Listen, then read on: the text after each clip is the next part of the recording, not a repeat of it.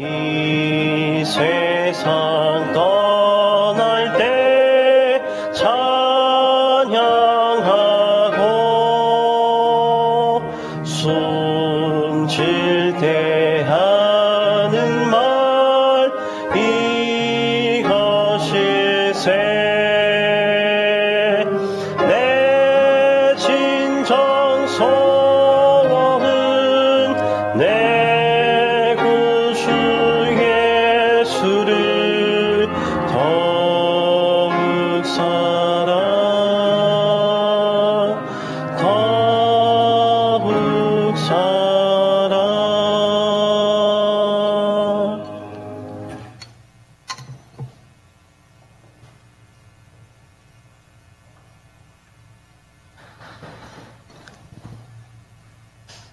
네, 다시 한번 인사드리겠습니다. 우리 안식일을 기억하여 우리 거룩한 주의전에 오신 모든 성도 여러분을 진심으로 환영합니다.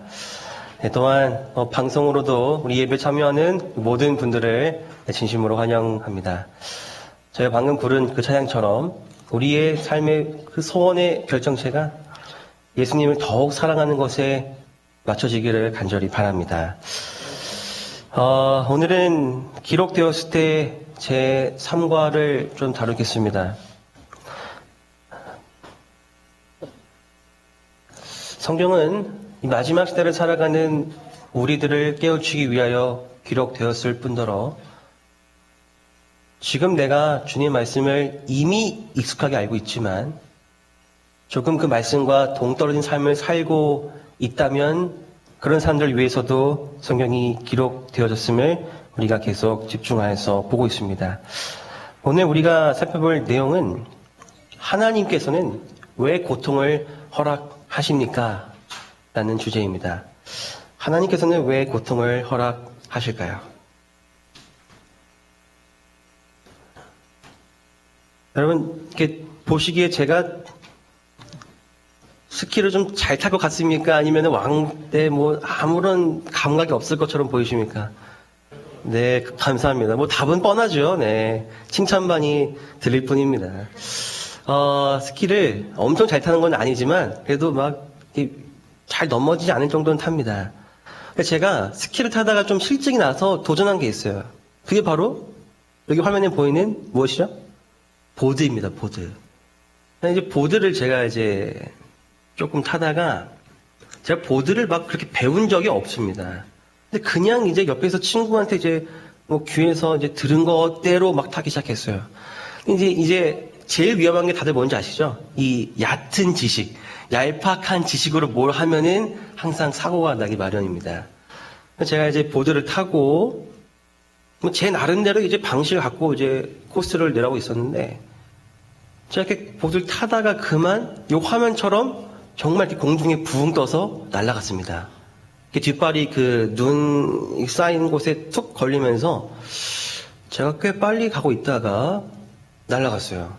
날아가면서 제가 진짜 영화에서 보는 그런 파노라마 같은 그런 슬로우 모션은 경험하지 못했지만 머릿속에 딱 한 가지 생각이 떠올랐습니다. 그게 무엇인지 아십니까?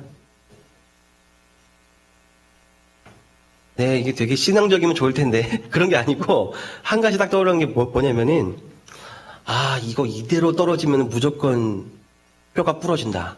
낙법을 사용하자. 그래서 제가 이 떨어지는 순간 위치를 보니까 제 왼팔이에요.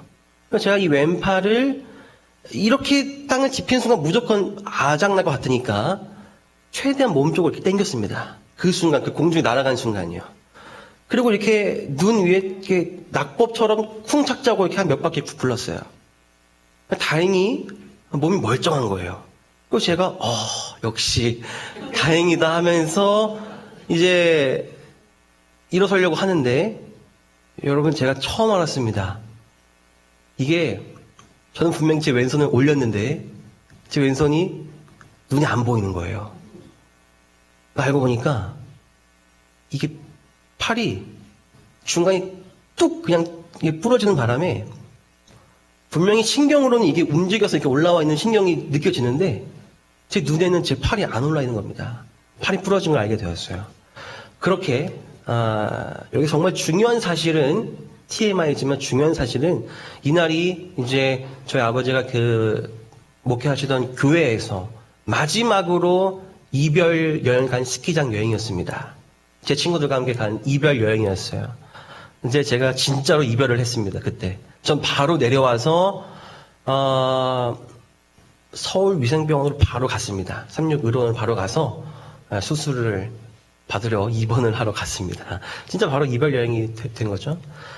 이때가 고등학교 2학년 때였어요. 이제 고2 올라가는 그때. 그래서 이제 병원에 가서 참 다양한 걸 해봤습니다. 이게 뭐 마취 없이 그냥 엑스레이 실시간으로 뼈도 맞춰보면서 참 이런 그 나이대에 흔치 경험하지 못하는 경험들을 좀 했었어요.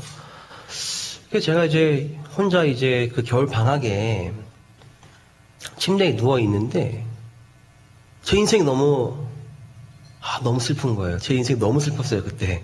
왜 나는 이 지금 청춘의 나이 때, 지금 이런, 스키를 타도 하면서 제가 세상이 너무나 한탄스러웠습니다. 근데 이게 하루 이틀 가면 되는데, 이게 좀 오래 또 지속되다 보니까, 어느 날, 창가를 보고 있는데, 제 왼쪽 눈에서 눈물 하나가 이렇게 또르르 떨어지는 거예요. 제 인생이 얼마나 슬퍼 보였는지. 그때 제가 하나님께 내뱉은 말이 바로 이것입니다.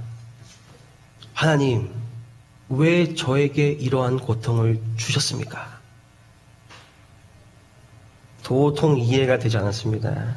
제가 신학과를 가겠다고 결정한 그 순간, 그때, 고1 때 신학과를 가겠다고 결정하고 그 겨울방학 때 뼈가 부러져서 입원해버린 거예요. 하나님, 이렇게 사람의 앞길도 막으시는구나. 이런 생각을 들면서 참으로 그때 이런 말을 자주 내뱉었습니다. 하나님, 왜 저에게 이런 고통을 허락하셨나요? 여러분, 왜 세상이 고통 중에 있어야 할까요? 우리는 흔히 이게 죄로부터 시작됐다고 알고 있죠. 그렇다면 왜 이 죄가 이 세상에 존재해야 할까요? 어떻게 이 죄가 이 세상에 시작된 것일까요? 하나님께서 이 세상을 창조하셨다고 하는 그 하나님께서 다 만드셨다면 성경에 말하는 것처럼 죄도 이 고통도 하나님이 주시는 건가요? 오늘 이 질문에 대한 성경의 답을 같이 알아보고자 합니다. 그럼 먼저 우리가 가장 먼저 알아봐야 할 것은 그럼 도대체 하나님은 어떤 분이신가라는 것입니다. 그럼 도대체 이 세상을 창조하신 그리고 나를 창조하신 우리 하나님은 어떤 분이신가? 하나님과 동일하신 예수님과 가장 가까이서 그리고 가장 그분과 친밀한 교제를 나누었던 사도 요한이 예수님에 대해 하나님에 대해서 이렇게 정의합니다. 사랑하지 아니한 자는 하나님을 알지 못하나니 이는 하나님은 무엇이에요? 하나님은 사랑이심이라. 여러분 이렇게 아주 간단하면서도 명확하게 정리된 성경 말씀은 얼마나 좋습니까? 그렇죠? 네. 하나님은 무엇이에요? 하나님은 사랑이라고 분명히 말하고 있습니다. 우리는 여기서부터 출발을 해야 합니다. 하나님은 사랑이세요. 자, 정말 사랑이신가? 창세기에 태초에 하나님이 천지를 창조하셨다고 말하고 계십니다. 그리고 그분은 그 창조하신 모든 피조물에게 오늘도 그리고 내일도 생명과 호흡을 그 모든 피조물에게 주시는 분이라는 사실을 성경은 말하고 있습니다. 다시 말하면 그분은 창조하실 뿐더러 그 창조된 피조물들이 행복하게 살아갈 수 있게끔 이 세계를 유지하는 분이라는 것입니다.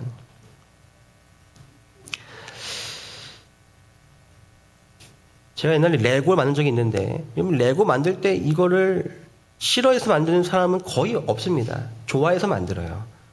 사랑해서 만드는데 그것보다 더 어려운 것은 이거를 유지하는 겁니다. 부모님의 거센 핍박으로부터 레고를 지키기 위해서. 이거 그냥 치우자 할 때도 얼마나 그걸 제가 지켰는지 모르겠어요. 그러니까 이게 사랑이 없으면 여러분 창조하고 유지하는 것은 어려운 것이죠. 그런데 하나님께서는 성경에 분명히 말하고 있습니다. 당신은 사랑이시고 그것을 우리가 어떻게 할 수 있나요? 우리에게 값없이 주시는 태양, 햇빛과 그리고 물, 이런 공기들을 생각해 볼 때 하나님께서 내 생명을 창조하셨을 뿐만 아니라 내 생명을 오늘도 유지하는 분이라는 사실을 통해서 우리가 그분은 정말 사랑의 하나님이시구나라는 것을 깨달을 수 있다는 것이죠. 그런데 사랑에도 종류가 여러 가지가 있습니다. 그렇죠? 사랑도 종류가 여러 가지가 있어요. 조금 안 좋은 사랑을 소재로 삼으면은 아침 드라마가 재밌게 되죠. 그런 식으로 사랑의 종류가 많지 않습니까? 근데 성경에서 말하는 이 하나님의 그런 사랑은 어떤 사랑인가? 성경이 말하기를 사랑은 오래 참고 온유하며 시기하지 아니하며, 여기 색깔에 있는 것처럼 자기의 유익을 구하지 아니한다고 말하고 있습니다.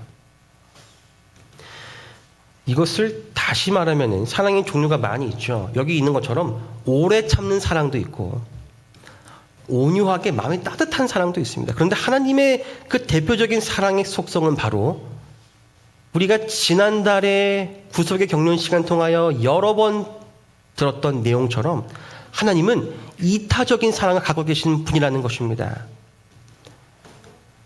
하나님께서는 그분의 유익을 구하는 이기적인 사랑이 아니라, 그분을 위해서 사랑을 베푸시는 이기적인 사랑이 아니라 우리를 위해서, 피조물들을 위해서 사랑을 베푸시는 이타적인 사랑을 갖고 계신 분이라는 것이죠. 그 증거가 바로 로마서 5장 8절에 기록된 것처럼 우리가 아직 죄인 되었을 때에 그리스도께서 우리를 위하여 죽으심으로 하나님께서 우리에 대한 자기의 사랑을 확증하셨다는 이 말씀처럼 하나님은 오늘 저와 여러분을 가장 먼저 생각하시는 이타적인 사랑을 지니신 분이라는 것입니다. 그런데 그렇다면 그 사랑의 하나님께서, 특별히 이타적인 사랑을 갖고 계신 그분께서 창조하신 이 세상이 그럼 지금 어떠한 모습인가? 최근 제가 유튜브로 뉴스를 보고 있다가 아주 끔찍한 소식을 듣게 되었습니다. 여러분, 지금 이스라엘이 휴전을 깨고 가자 지구를 공격해서 400명 이상이 죽은 이야기가 있습니다. 1년 전 이야기 아니고 정말 근래의 이야기입니다. 전쟁이, 휴전 조약이 소용없는 것 같습니다. 러시아와 우크라이나 전쟁도 마찬가지였죠. 전쟁이 계속되고 있고요. 그리고 지난 시간에 다룬 것처럼 이 다양한 형태의 각종 범죄들이 일어나고 있고 점점 그것이 악랄해지고 있음을 우리가 뉴스와 매체를 통해서 알 수 있죠. 이 세상은 정말 사랑이 없는 것처럼 보입니다. 근데 그 이유가 성경이 말하기를 불법이 성함으로 많은 사람의 사랑이 식어진다고 말하고 있어요. 여기서 이 불법이란 말이 이 lawlessness라고 나오지 않습니까? lawlessness. 그러니까 이게 뭐냐면은 하나님의 그 law인 그 사랑이 결여되어 있으니까 하나님의 사랑이 이제 계속 사람들에게 주어지고 이 세상에 내려쬐고 있는데 사람들이 그것을 제거하고 결여하고 있으니까 그런 사람들이 많아지니까 어떻게 돼요? 이 세상의 사랑이 식어진다고 하는 것이죠. 그래서 이 세상이 고통으로 가득 차 있다고 말하고 있는 것입니다. 그렇다면 어떻게 이 세상에 그 고통이 시작되었을까? 어떻게 죄가, 악이 이 사랑이신 하나님께서 만드신 이 세상에서 시작된 것인가? 이 질문에 대해서 예수님께서는 한 비유로 아주 적절하게 해답을 주셨습니다. 가라지와 알곡의 비유이죠. 집 주인의 종들이 와서 말하되 주여 밭에 우리가 좋은 씨를 뿌리지 아니하였습니까? 그런데 분명 좋은 씨만 뿌렸는데 뭐가 자라고 있어요? 가라지가 자라고 있습니다. 어디서 이런 잡초가, 가라지가 어디서 생기는 것입니까? 이때 이 주인이 말합니다. 주인이 이르되 누가 합니까? 이것을 원수가 이렇게 하였구나. 이렇게 대답을 해요.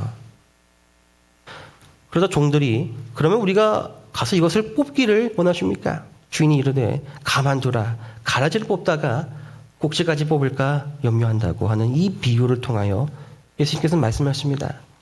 밭에는 뭐만 다 부러진 거예요? 좋은 씨만 계속 부러졌습니다. 좋은 씨만 부러졌어요. 그런데 보니까 이 밭에 좋은 씨만 분명 뿌렸는데 뭐가 같이 자라고 있어요? 고통이, 가라지가 같이 있는 것입니다. 그러니까 사람들은 묻는 거예요. 어디서 이 가라지가, 이 고통이 시작됐습니까? 왜 생긴 것입니까? 예수님의 비유에서 정답은 무엇입니까? 원수가 이렇게 하였다는 것입니다. 이 비유에서 이 원수도 누구인가를 설명합니다. 누구예요? 가라지를 뿌린 원수는 마귀라고 예수님께서는 비유를 말씀해 주셨습니다. 그렇습니다. 이 세상에 이 고통을 야기한 자가 그럼 누구입니까? 누구예요? 여러분, 우리가 이걸 아주 명확하게 짚고 넘어가야 됩니다. 이 세상에 사랑을 주시는 분은 누구세요? 하나님이십니다. 근데 이 세상에 그런 고통을 야기하는, 고통이 왜 생겨나는 거예요? 누구 때문에? 원수, 마귀 때문에 그런 것입니다. 어떤 사람들이 막 이렇게 묻죠. 하나님이 살아계시면 어떻게 저런 일이 일어날 수 있냐? 하나님이 하신 거예요? 아닌 거예요? 하나님이 그 일을 일으키신 게 아니라는 거죠. 죄의 결과로 원수가, 마귀가 그 고통을 이 세상에 불러일으킨다는 것입니다.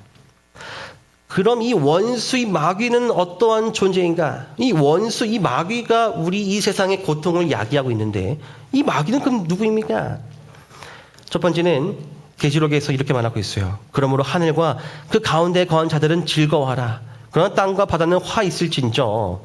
이는 마귀가 자기의 때가 얼마 남지 않은 줄을 알므로 크게 분내어 너희에게 내려갔습니다. 자, 여러분, 지금 마귀가 그러면 어디에 있는 거예요? 마귀가 지금 하늘에 있습니까? 아니요. 우리 곁에 있습니다. 이 땅에 있는 겁니다. 마귀가 어떻게 저 멀리에서 마치 이렇게 뭐 리모컨으로 조정해서 우리를 힘들게 하는 게 아니라 마귀가 지금 어디 있는 거예요? 이 땅에 바로 지금 저 여러분 옆에서 분노하고 있다고 합니다. 특별히 이 마귀가 지금 어떤 상태예요? 내 생명이 얼마 남지 않은 줄 알고 어떻게든 한 명이라도 더 자기와 같은 처지에 이끌게 하기 위해서 그냥 싸우는 게 아니라 크게 분내어 여러분과 저에게 고통을 주고 있다고 하는 것이죠. 두 번째로 이 마귀는 성도와 싸우는 존재라고 성경은 말하고 있어요. 용이 여자에게 분노하여 돌아가서, 여기서 용은 사단입니다. 마귀입니다. 마귀가 여자에게 분노하여 돌아가서 그 여자의 남은 자손 곧 하나님의 계명을 지키며 예수의 증거를 가진 자들과 더불어 어떻게 해요? 싸우려고 하고 있다고 합니다. 마귀가 지금 그냥 그냥 힘들게 살아봐가 아니라 적극적으로 성도와 싸운다고 하고 있어요. 그러니까 마귀는 이런 존재인 거죠. 굳이 내가 얘를 힘들게 안 해도 어차피 내 영역에 있는 애들은 힘들게 건들까요? 건들지 않을까요? 크게 건들지 않아도 이미 내 편이니까 건들 이유가 없는 것입니다. 근데 누구는 힘차게 흔들어야 돼요? 하나님의 말씀을 선택하여 살아가는 사람들. 하나님의 율법이 지킬만 하고 그분의 율법을 지키는 것이 나에게 더 좋다는 것을 증거하는 사람들. 그 성도들은 누가 가장 힘차게 흔들어야 돼요? 마귀가 이들은 힘차게 흔들어야 하는 것입니다. 그래서 마귀가 하는 일이 뭐예요? 땅에서 크게 화를 내고 있는데 그 화가 다 누구한테 가는 겁니까?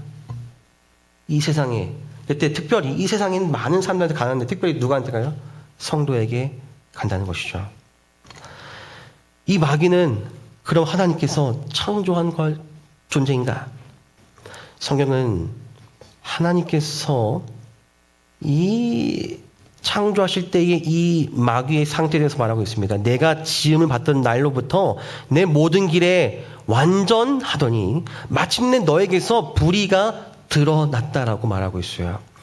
하나님께서는 루시퍼를 창조하였습니다. 이것은 사실이죠. 루스벨을 창조하였어요.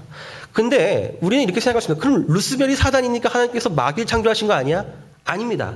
성경은 말하기를 이 루스벨은 내가 지음을 받던 그날, 창조받는 그날로부터 내 모든 길에 어떻게 했다고 말하고 있어요? 루스벨은 완전했다고 말하고 있습니다. blameless라고 되어 있어요. 흠잡을 게 없었다는 말입니다. 그런데 마침내 이 완벽했던 루스벨에게서 속에 뭐가 시작된 거예요? 불의가 시작되고 이것이 밖으로 드러났다고 성경은 말하고 있어요. 성경에 무엇보다 분명히 알려져 있는 것은 하나님께서 죄가 들어온 것에 대해서 전혀 책임이 없으시다는 것.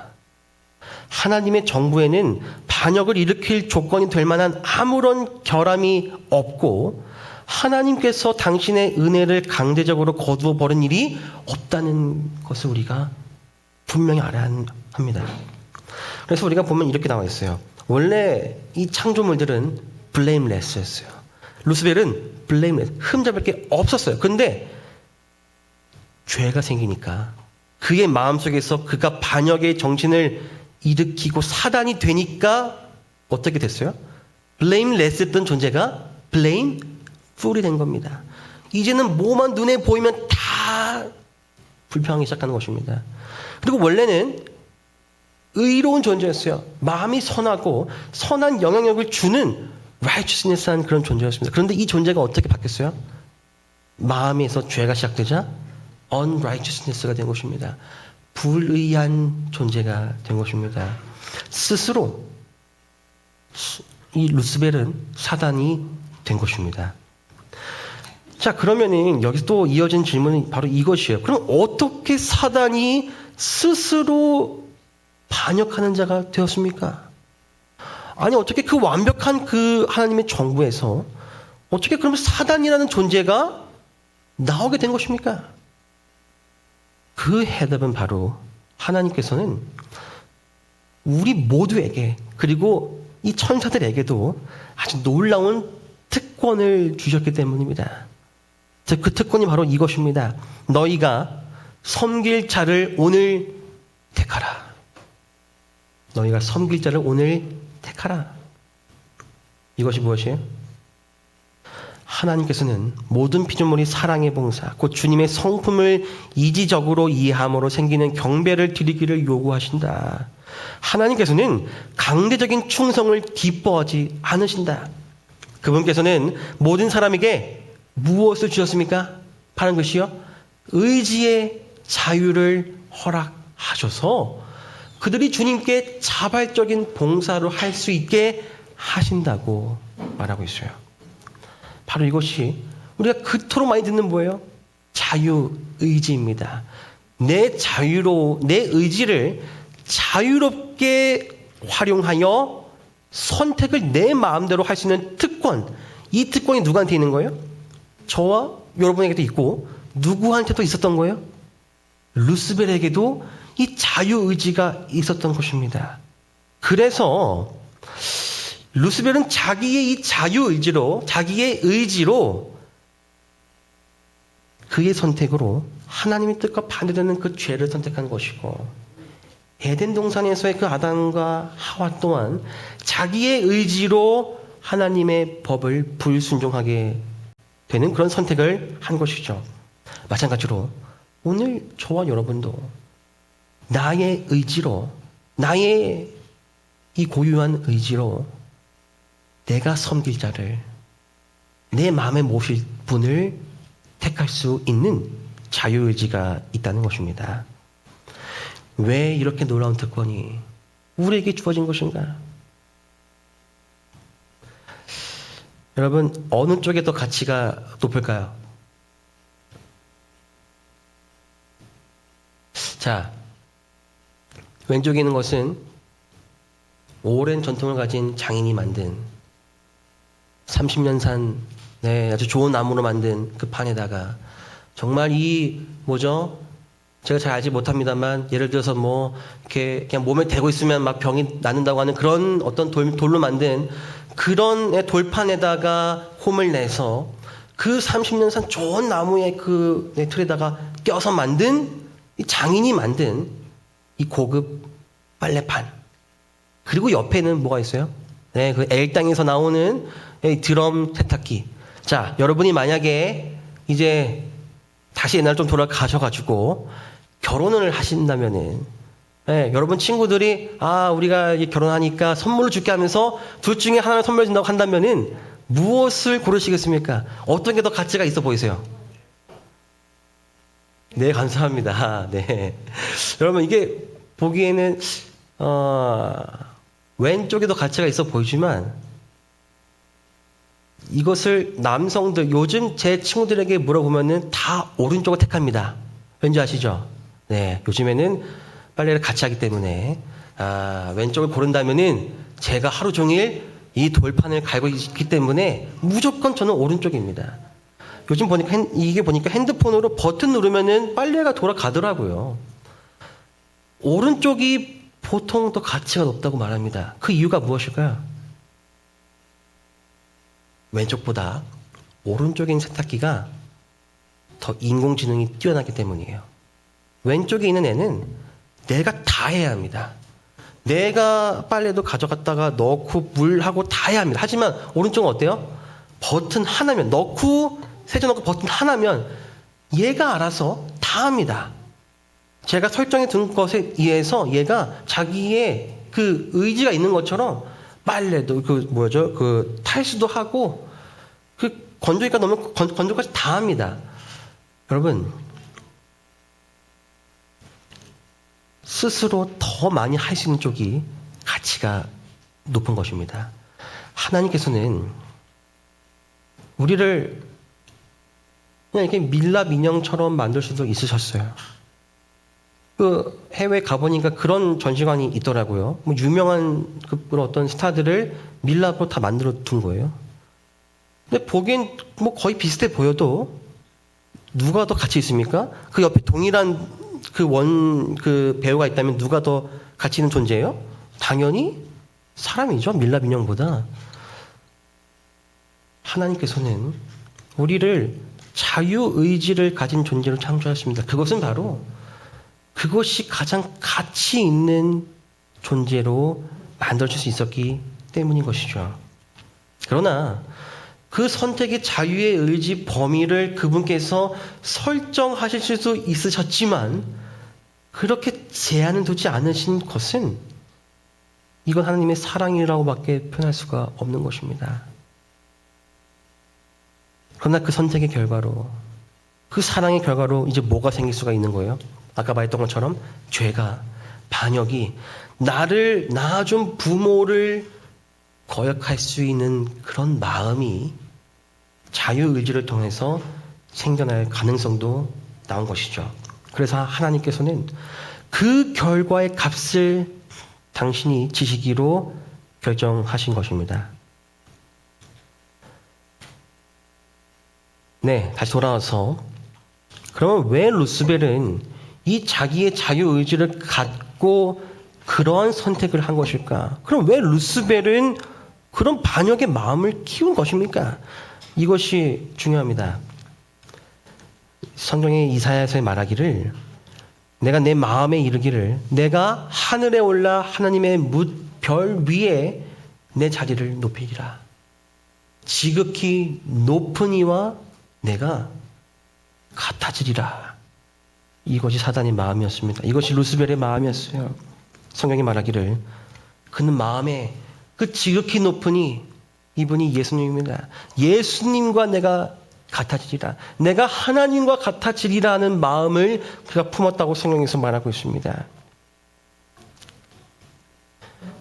추가적인 내용이죠. 너는 완전한 도장이었고 지혜가 충족하며 온전히 아름다웠다. 너는 완전한 존재였다. 내가 지음 받던 날로부터 내 모든 길에 완전하더니 마침 내게서 불의가 드러났도다. 너가 아름다움으로 마음이 교만했으며 너가 영화로움으로 너희 지혜를 더럽혔다. 제가 이 성경을 읽는데 조금 충격을 받았습니다. 온전한 존재가 되면은 죄를 오히려 더 안 질 것 같은 생각이 들었는데, 온전한 존재이기 때문에 마음이 교만해지고, 온전한 존재이기 때문에 너희 지혜를 더럽혔다는 말이 여기 나와 있는 것이에요. 여러분, 그러므로 있는 것도 축복이고 없는 것도 뭐예요? 축복입니다. 사단은 여기 나오기를 너무나 많은 것을 갖고 있었습니다. 만족을 못한 것이 문제였던 거예요. 만족을 못하고 내가 지극히 높은 이와 같아지리라, 이런 마음을 품었습니다. 그런데 이게 왜 그렇다면은 나쁜 일인가? 이 마음이 들어서 그런 거예요. 나는 왜 안 돼? 하나님 없이도 돼. 이 마음이 바로 내가 하나님과 같아지리라 하는 마음에서 시작된 것입니다. 영감이 그를 말하고 있어요. 그는 자기의 광명과 높은 지위를 자랑하였으며 하나님과 동등한 지위를 얻고자 갈망하였다. 루스벨은 하늘 천사들의 사랑과 존경을 받았으며 천사들은 기쁨으로 그의 명령을 수행하였고 그는 그 모든 천사들보다 뛰어난 지혜와 영광으로 옷 입고 있었다. 그러나 하나님의 아들은 능력과 권위에 있어서 아버지와 하나이신 분으로 루스벨보다 높임을 받았다. 이 강한 천사 루스벨은 왜 그리스도가 최상권을 가져야 하는가? 왜 그는 루스벨보다 더 영광을 받는가라고 자문하였다. 여러분, 이게 무슨 말이에요? 나는 왜 안 돼? 하나님 없이도 돼. 하나님 없이도 내가 올바르게 살아갈 수 있는데 왜 내 삶의 최상권을 그리스도가 가져야 해? 하나님 없이도 내가 이만큼 쌓아놓은 게 있고, 내가 이만큼 알아놓은 것들이 있고, 내가 이만큼 성취한 것들이 있는데 왜 나는 안 돼? 왜 나의 삶의 그 방향키를, 운전대를 내가 잡으면 안 돼? 하나님 없이도 내가 잘 갈 수 있는데, 이렇게 생각하는 마음이 사단의, 루스벨의 마음에 드러났다고 하는 것입니다. 그의 선택의, 그 반역의 결과는 무엇이었습니까? 결국 루스벨은 하늘에서 무엇을 일으켰어요? 하늘에서 전쟁을 일으켰습니다. 피조물이 창조주와 전면전으로 전쟁을 일으켰습니다. 그래서 하늘에 전쟁이 있었어요. 미가엘과 그의 사자들이 용과 더불어 싸울 때 용과 그의 사자들도 싸우나. 이것의 결과가 있습니다. 사탄, 마귀, 그가 어디로 내쫓깁니까? 땅으로 내쫓겼습니다.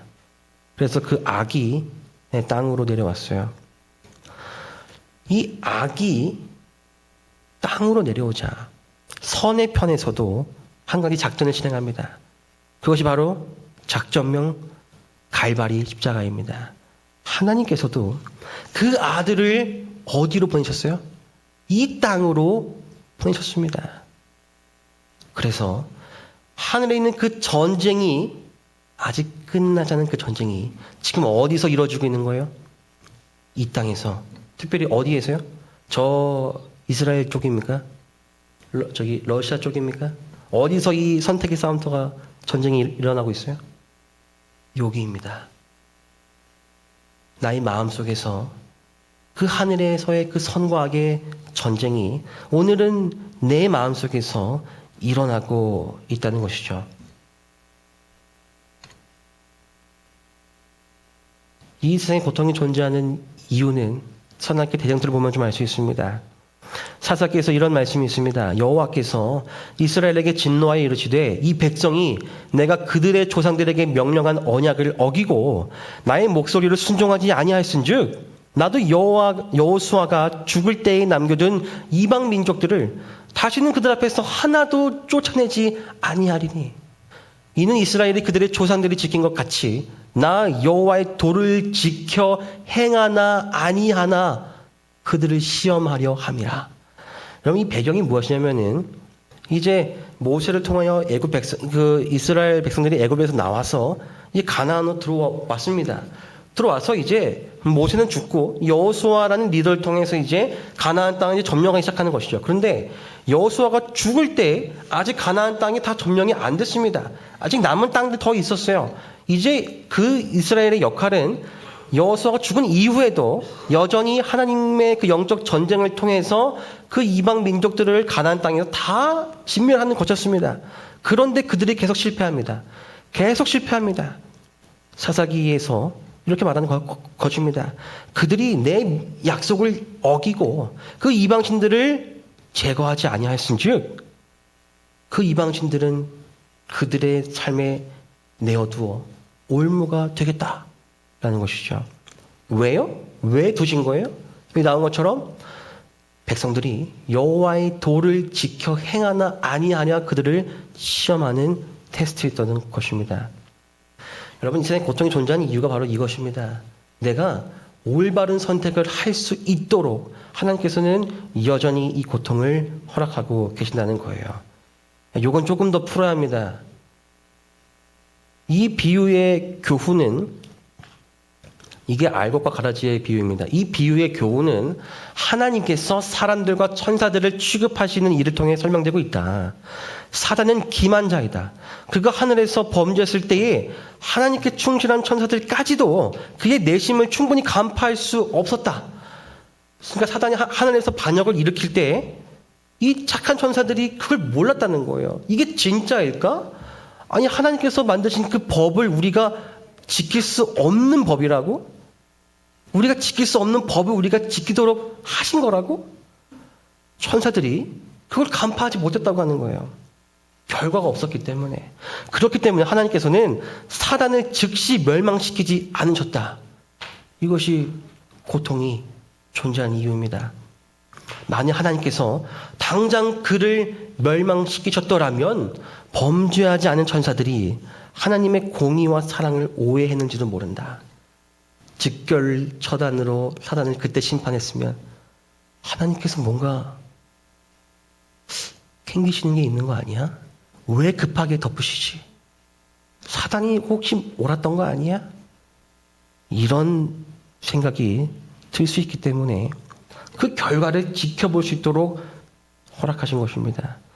하나님의 선하심을 의심하는 것은 마치 나쁜 씨와 같아서 죄와 재난의 쓴 열매를 맺게 된다. 그러므로 그의 본성이 완전히 드러나기까지 악의 장본인을 그대로 놔두셨던 것이다. 이 세상에 고통이 존재하는 이유입니다. 그렇지만 왜 하나님께서 사랑의 하나님이신가? 여호와께서 가나안의 모든 전쟁들을 알지 못한 이스라엘을 시험하려 하심에, 아까 이어진 내용입니다. 이스라엘 자손의 세대 중에 아직 전쟁을 알지 못하는 자들에게, 아직 이 선과 악의 끝에 쟁투를 알지 못하는 이들에게 그것을 가르쳐서 알게 하려 하사 남겨두신 이방 민족들. 왜 하나님께서 고통을 남겨두신 거예요? 왜요? 왜 그들의 삶에 그 올무를 두신 거예요? 목적이 무엇입니까? 가르쳐 알게 하려 하셨다는 것입니다. 너의 자유의지를 통하여 누구를 선택하는 것이 너의 삶에 정말 유익하고 좋은 결과를 가져다 주는 일인지를 내가 올바로 선택할 수 있도록, 그것을 내가 그 전쟁을 경험하지 못했기 때문에, 내가 그 사단의 그 흉악성과 죄의 심각성을 내가 제대로 경험하지 못했기 때문에 내가 올바른 선택을 할 수 있도록 그것을 가르쳐서 알게 해주시기 위하여 이 세상의 고통을 잠시 허락하셨다는 것입니다. 다시 한번 보겠습니다. 너희가 섬길 자를 오늘 택하라. 하나님께서는 우리에게 자유의지를 주셔서 우리가 하나님을 선택할지, 그 반대되는 이 악의 정신을 선택할지를 우리에게 직접 선택하라고 사랑의 말로 섬길 자는 오늘 택하라고 말씀하고 계신 것입니다. 그럼 우리가 왜 하나님을 선택해야 하는가? 그분이 어떤 분이시기에 우리가 그분을 선택해야 하는가? 그분은 먼저 그 죄의 문제를, 나의 죄의 문제를 그분이 직접 해결하는 분이시기 때문입니다. 요한이 말합니다. 예수님을 본 자는 하나님을 보았다고 기록하셨습니다. 그럼 예수님은 어떤 일을 하셨는가? 두루 다니시면서 선한 일을 하시고 특별히 마귀에게 눌린 모든 사람을 고치셨다고 말하고 있어요.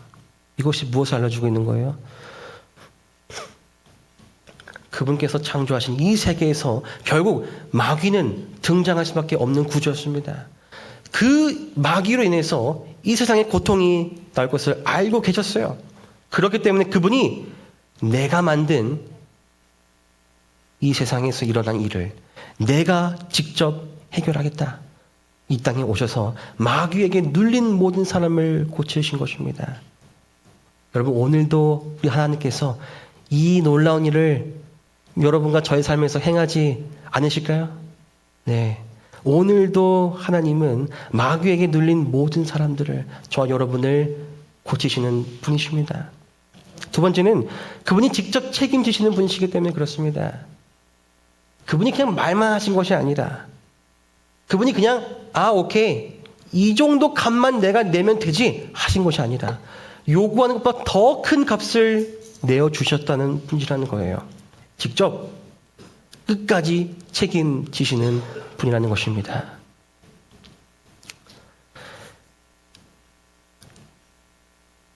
아담과 하와의 이야기에서 하와가 그 뱀의 이야기에 빠져서 열매를 먹었습니다. 아담도 같이 먹었어요. 그래서 그 한 사람으로 말미암아 죄가 세상에 들어왔습니다. 그런데 성경은 그 모든 그 죄의 그 유전자가 내려와서 우리가 그냥 태어날 때부터 죄로 기울어질 수밖에 없는 성향을 갖고 태어났다고 하는 거예요. 그냥 자연스럽게 두면은 우리는 그냥 선한 일을 하는 것이 아니라 악한 일을 더 좋아한다는 것이죠. 태생적으로. 그래서 영감이 글은 죄는 인간 속에 있는 하나님의 형상을 손상시켰다고 말하고 있습니다. 자, 그런데 하나님께서는 인류의 선택인 결과인 그 죄를 대신 갚으시는 분이라는 것입니다. 한 범죄로 많은 사람이 정죄에 이른 것 같이 한 의로운 행위로 말미암아 많은 사람이 의롭다 하심을 받아 생명에 이르느니라. 한 사람이 순종하지 아니함으로 많은 사람이 죄인 된 것 같이 한 사람이 순종하심으로 많은 사람이 의인이 되리라. 성경은 이 이야기가 은혜라고 말하고 있습니다. 이것이 은혜라는 이야기입니다. 사단의 정신으로 내 뜻대로 하나님 괜찮습니다. 저는 지금 제 스스로도 충분히 살아갈 수 있습니다. 나의 뜻으로 살아가는 삶이 아니라 당신의 뜻을 선택하여 순종하는 삶을 살아가는 선택이 오늘 여러분과 저의 삶에도 필요하다는 것입니다. 우리가 불순종하면 그 선택의 결과는 바로 이것입니다. 사단은 마지막 때가 가까울수록 결국 자신이 남은 때가 얼마 남지 않은 것을 알기 때문에 아까 말한 것처럼 크게 분내어 성도들을 어떻게든 한 명이라도 더 자기의 편으로 끌어들여서 물귀신처럼 같이 다 멸망하려고 한다고 하고 있어요. 그래서 성경이 이렇게 말하고 있죠. 모든 이들에게 다 그 짐승 사단에게 경배하도록 요구하는 것입니다. 너가 성공하고 싶니? 너가 돈이 필요하니? 너가 명예를 소유하고 싶니? 너가 무엇을 얻고 싶니? 하나님 뜻이 아니라 더 자유로운 삶이 있단다. 이것을 너가 선택하면 너가 이것을 다 얻을 수가 있어요. 그렇지만 이 모든 선택의 결과는 마귀가 불과 유황못에 던져진다는 분명한 하나님의 예언으로 결말되어진다는 것입니다. 사단은 그에게 경배를 돌리라고 합니다. 그러나 그 끝은 무엇이에요? 자멸이라는 것을 우리가 분명히 기억해야 합니다. 그렇다면 우리가 순종을 선택한다면, 하나님을 선택한다면 그 결말은 무엇입니까? 그의 약속대로 새 하늘과 새 땅을 우리가 바라보고 그 은혜의 선물인 구원을 얻게 되며, 바울의 고백처럼 이제 내 안에 그리스도께서 사시는 경험을 통하여 망가진 것 같은 내 삶이 회복되고 하나님과 같이 매일 동행하는 그런 특권을, 그런 귀한 경험을 내가 누릴 수 있다는 것입니다. 여러분, 오늘 저와 여러분은 어떤 선택을 해야 할까요? 하늘에서 반역을 일으킨 그 동일한 정치는 지금도 여전히 이 세상을 반역을 선동한다고 말하고 있습니다. 같은 방법으로 일한다고 말하고 있어요. 지금도 그의 정치는 불순종의 자녀들 가운데서 역사하고 있다. 사단과 마찬가지로 그들은 하나님의 율법의 제약을 깨뜨리고자 노력하고 법을 범함으로써 사람들에게 자유를 약속해 주고자 애쓰고 있다. 하늘에서 투쟁이 끝날 때까지 그 큰 찬탈자는 자신의 의로움을 계속하여 주장하였다. 마침내 그의 동조자들과 함께 복된 하늘에서 추방당하는 선고를 받자 그 반역의 괴수는 대담하게 창조주의 율법을 멸시하는 말을 공언하였다. 그리고 그는 천사들을 지배받을 필요가 없으며 언제나 그들을 바르게 인도해 줄 그들 각자의 의지를 따르도록 허용되어야 한다는 자신의 주장을 되풀이하였다. 여러분, 이것이 악의 편에서 사단이 우리에게 가장 강조하는 유혹입니다. 하나님 없이도 내가 스스로 잘 살 수 있는데 왜 내가 그분의 율법 속에서 자유를 빼앗기며 살아가야 하는가? 이것이 사단의 가장 강력한 유혹입니다. 그러나 우리는 이미 아담과 하와의 이야기를 통하여 사단의 그 이야기가 모두 거짓말임을 알고 있지 않습니까? 우리가 하나님을 선택해야 되는 이유가 바로 여기 있습니다. 제가 이 글을 읽다가 너무나 감동을 받게 되었어요. 하나님께서는 긴 세월을 통하여 악의 역사를 바라보아야 하는 고통을 견디어 오셨다. 제가 이 말 듣고 벙쪘습니다. 하나님께서도 내가 지금 겪는 이 고통을 모르시는 게 아니구나. 하나님께서도 내가 견디는 이 고통을 같이 견디고 계시는구나. 오히려 그 무한한 갈바리의 선물을 계속하여 나한테 주셔서 내가 사단이 아니라 하나님의 편을 선택할 수 있도록 계속하여 그 무한한 사랑을 내가 모르는 사이에 주시고 계셨구나라는 사실을 알게 되었어요. 저희 아이가 예방접종을 받을 때 이렇게 씩 웃으면서 잘 받을 거 아니면은 정말 죽을듯말듯하면서 울면서 주사 맞을까요? 후자입니다. 전 전자이길 바랐는데 후자예요. 정말 죽을듯말듯하면서 큰 소리 외치면서 주사를 맞습니다. 근데 그 고통, 그 울음소리를 그 아빠인 제가 그걸 모를까요? 제가 모를 리가 없죠. 그런데 그 고통을 왜 허락합니까? 그 고통이 그 아이에게 필요하기 때문에 허락하는 것입니다. 나의 삶의 고통을 통하여 내가 죄의 결과를 경험하고 그 죄의 값을 대신 해결하고 책임지시겠다는 하나님을 내가 발견하고 그분의 사랑을 더욱 깨달아 그분께 가까이 갈 수 있도록 하나님은 오늘도 여전히 그 무한한 사랑을 날마다 나에게 부어주십니다. 그러니 나도 매일 그분의 사랑을 받도록 구하게 되는 저와 여러분이 되기를 간절히 바랍니다. 나에게 주신 이 자유의지로 하나님을 선택하시기를 간절히 바랍니다. 매일매일 우리가 하나님만을 선택하기를 간절히 바랍니다. 일어나서 우리가 아침에 내 삶을 주님께 드리는 고백을 같이 하기를 간절히 바랍니다. 그래서 그 하루를 내 안에 있는 모든 것들을 비우고 성령으로 우리가 하루를 무장하기를 간절히 바라는 것입니다. 여러분, 남은 백성들은요, 주님의 남은 성도들은 그 삶의 고통을 다르게 바라볼 줄 아는 사람들이에요. 고통을 왜 나에게 주셨는가요? 라고 말하기보다는, 그렇게 묻기보다는 어찌하여 저 같은 사람에게 그 무한한 사랑을 주셨나요? 라고 묻는 우리 모두가 되기를 간절히 바라면서 말씀을 마치겠습니다. 다 같이 기도하시겠습니다. 하늘에 계신 우리들의 아버지 하나님, 저희에게 크나큰 사랑을 선물로 베풀어 주심에 감사드립니다. 주님, 때로는 저희가 너무나 연약하여 저희가 원하는 대로 선택하고 살아갈 때가 많음을 고백합니다. 이제 주님의 말씀대로 우리가 다시 한번 깨달아 내 삶의 주인이 내가 아니라 하나님이 되기를 간절히 원하오니